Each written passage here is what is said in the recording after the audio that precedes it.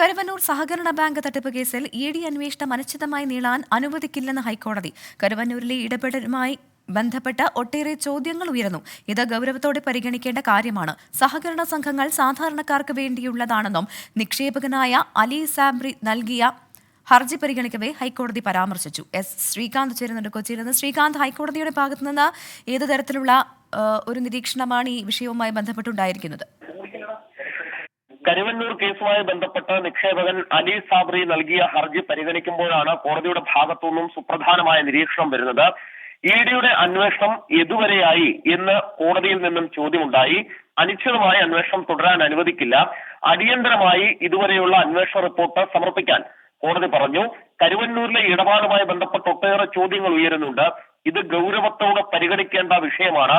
സഹകരണ സംഘങ്ങൾ കോടീശ്വരന്മാർക്കുള്ളതല്ലെന്നും സാധാരണക്കാർക്ക് വേണ്ടിയുള്ളതാണെന്നും ഹൈക്കോടതി പറഞ്ഞു. പാവപ്പെട്ട ജനങ്ങൾ ജീവിതാധ്വാനം ചെയ്തുണ്ടാക്കിയ പണമാണ് സഹകരണ സംഘങ്ങളിൽ നിക്ഷേപിക്കുന്നതെന്നും ഈ പണം നഷ്ടമാകുന്നത് സംഘങ്ങളിൽ അവർക്കുള്ള വിശ്വാസം നഷ്ടപ്പെടുത്തുമെന്നും പറയുന്നു. ഇതാണ് ഇപ്പോൾ സഹകരണ സംഘങ്ങളിൽ നടക്കുന്നത് എന്നുകൂടി പറഞ്ഞു വെക്കുന്നുണ്ട് കോടതി. കേസ് മറ്റൊരു ദിവസത്തേക്ക് മാറ്റിയിട്ടുണ്ട്. പക്ഷെ അപ്പോഴേക്കും ഇഡി വിശദമായ റിപ്പോർട്ട് ഈ അന്വേഷണവുമായി ബന്ധപ്പെട്ട് കോടതിയിൽ സമർപ്പിക്കണം. ശരി, എസ് ശ്രീകാന്താണ് വിവരങ്ങൾ നൽകിയത്. ഇടവേള.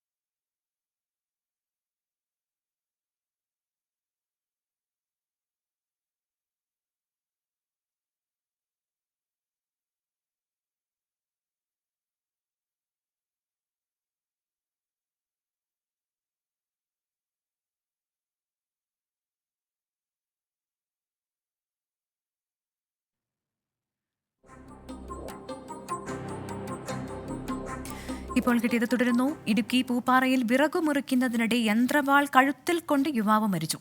മൂലത്തറ കോളനി സ്വദേശി വിഘ്നേഷാണ് മരിച്ചത്. തേനി മെഡിക്കൽ കോളേജ് ആശുപത്രിയിലേക്ക് കൊണ്ടുപോയെങ്കിലും ജീവൻ രക്ഷിക്കാനായില്ല. വിഷ്ണു സുരേഷ് ചേരുന്നുണ്ട് ഇടുക്കിയിൽ നിന്ന്. വിഷ്ണു, അതിദാരുണമായ സംഭവമാണ്. എങ്ങനെയാണ് ഈ അപകടമുണ്ടായത്? വിഘ്നേഷ സ്ഥിരമായി സ്ഥാപനത്തിലായിരുന്നു ജോലി ചെയ്തിരുന്നത്. ഇന്നലെ ജോലിയുടെ ഭാഗമായി വിറക് മുറിക്കുകയായിരുന്നു. ഇതിനിടയിൽ ഈ വാളിന്റെ ദിശ മാറുകയും വാള് കഴുത്തിൽ കൊള്ളുകയുമായിരുന്നു. തുടർന്ന് ചോര പിടിഞ്ഞു. ആ സമയത്ത് തന്നെ ആളുകൾ എത്തി വിഘ്നേഷിനെ ആശുപത്രിയിലേക്ക് കൊണ്ടുപോയി. പക്ഷേ തേനി മെഡിക്കൽ കോളേജിലേക്കാണ് എത്തിച്ചത്. പക്ഷേ അതിനിടയിൽ മരണം സ്ഥിരീകരിക്കുകയായിരുന്നു. അതിദാരുണമായ സംഭവമാണ്. ആ ദൃശ്യങ്ങളിൽ നിന്ന് മനസ്സിലാവും എത്രത്തോളം ദാരുണമായ സംഭവമാണ് ഉണ്ടായതെന്ന്. നിലവിൽ ഇൻക്വസ്റ്റ് നടപടികൾ പൂർത്തിയാക്കിയ ശേഷം മൃതദേഹം ബന്ധുക്കൾക്ക് വിട്ടു നൽകും. ശാന്തൻപാറ പോലീസ് എത്തി മേൽ നടപടികൾ സ്വീകരിച്ചിട്ടുണ്ട്. പ്രവിധ. ശരി.